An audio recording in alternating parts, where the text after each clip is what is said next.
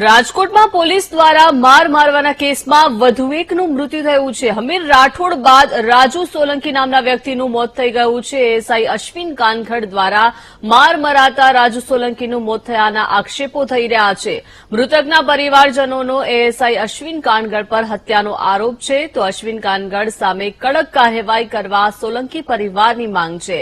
હમીર રાઠોડની માથાકૂટમાં રાજુ સોલંકી સમાધાન માટે ગયા હતા અને જેનું પણ મૃત્યુ થઈ ગયું છે। માલવીયાનગર પોલીસે સોલંકી પિતા પુત્ર સામે કેસ કર્યો હતો। કેસ અંતર્ગત બંનેને પોલીસ મથકે લવાયા હતા।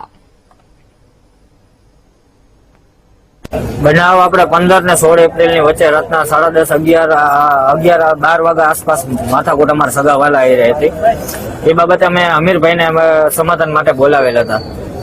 તે બાબતે ત્યાં પોલીસે ત્યાં ઘર પાસે માર મારેલ હમીરભાઈને ત્યાં માર મારેલ પ્લસ આપણે પીસીઆર માં ઘા કરેલ હતા। એમાં એને માથાના ભાગમાં વાયાથી ઈજા થઈ ગઈ હતી, થોડી ઘણી ઈજા થઈ ગઈ હતી। એ પછી મારા ફાધર ને અને હમીરભાઈને બેને લઈને અહીંયા પોલીસ ચોકીએ લઈ ગયા, માલવીયા પોલીસ ચોકીએ। એ પછી હું બંનેની ફાઇલ લઈને જતો હતો કે આ બંને દર્દી માણા હે તો તમે મારતા નહીં, એ બાબતે તો ત્યાં લઈને જતો હતો ને એ બાબતે એ લોકોએ માર મારેલ હતા। અત્યાર સુધી તમે પોલીસ ફરિયાદ નોંધાવી છે કે કેમ, શું કહેશો? નોંધાવી છે એસીપી સાહેબને। અને તમને પિતા પુત્રને મામલતદાર પાસે લઈ ગયા હતા? હા। ત્યારે તમે માર માર્યો હોવાનું મામલતદારને કીધું હતું તમે? નહીં, એવું નથી કીધું અમે। હવે તમારી કયા પ્રકારની માંગ છે? કોના વિરુદ્ધ અમારે ગુનો દાખલ થયો? અશ્વિનભાઈ કાનગડ ને અમે સખ્ત સજા મળે અને એક હમીરભાઈ અને એક મારા ફાધર રાજુભાઈ ને બંનેને ન્યાય મળી જાય, એ અમારી માંગ છે અત્યારે। વધુ માહિતી મેળવીએ સંવાદદાતા ભાવેશ પાસેથી। ભાવેશ, રાજકોટમાં પોલીસ દ્વારા માર મારવાના કેસમાં વધુ એકનું મૃત્યુ થઈ ગયું છે। રાજુ સોલંકી કે જેઓ સમાધાન માટે વચ્ચે પડ્યા હતા, જેઓનું મૃત્યુ થઈ ગયું છે।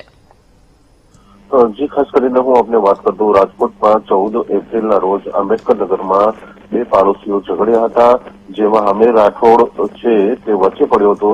જ્યારે આ ઝઘડો છે તે રાજુ સોલંકીનો હતો અને રાજુ સોલંકીએ હમીર રાઠોડને સમાધાન માટે બોલાવ્યા હતા અને આ દરમિયાન પોલીસે આ બંનેની અટકાયત કરી હતી। જ્યારે હમીર રાઠોડને પોલીસે આંબેડકરનગરમાં જ માર્યો હતો અને ત્યારબાદ આ બંનેને પોલીસ વાનમાં નાખીને માલવીયાનગર પોલીસ ખાતે લઈ જવામાં આવ્યા હતા, જ્યાં પણ પોલીસ દ્વારા આમને માર મારવામાં આવ્યો હતો બંનેને।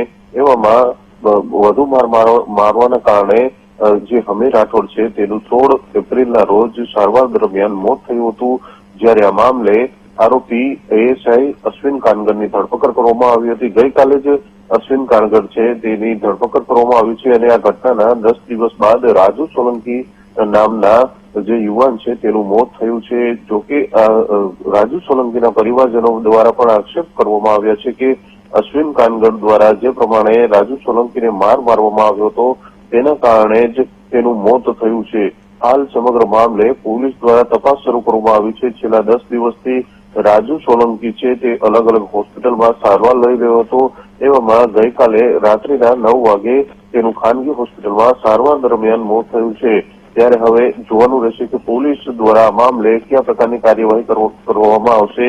જ્યારે અશ્વિન કાનગડની ધરપકડ કરવામાં આવી છે, અશ્વિન કાનગડ સિવાય પણ અન્ય આરોપીઓ હોય તે પણ લાગી રહ્યું છે, કારણ કે કસ્ટોડિયલ ડેથનો મામલો છે અને હવે આ અગાઉ એક જે છે એનું મોત થયું હતું અને બીજા હવે જે છે તેમનું મોત થયું છે, એટલે કુલ 2 લોકોના મોતની ઘટના સામે આવી છે। એને લઈને આ ગંભીર એક જે કહી શકાય છે કે વિષય બની ગયો છે। ત્યારે સમગ્ર મામલે હવે માલવીયા પોલીસ દ્વારા વધુ તપાસ હાથ ધરવામાં આવશે। જી, આભાર ભાવેશ વિગત આપવા બદલ।